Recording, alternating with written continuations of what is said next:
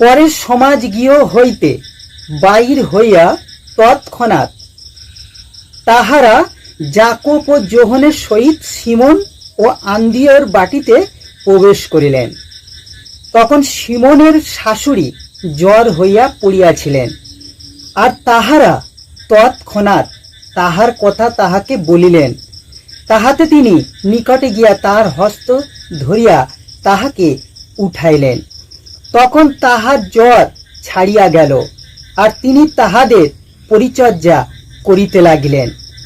পরে সন্ধ্যাকালে সূর্য অস্ত গেলে লোকেরা সমস্ত পীড়িত লোককে এবং ভূতগ্রস্ত দিওকে তাহার নিকটে আনিল, আর নগরের সকল লোক দ্বারে একত্র হইল।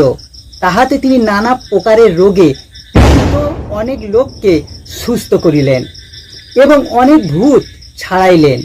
আর তিনি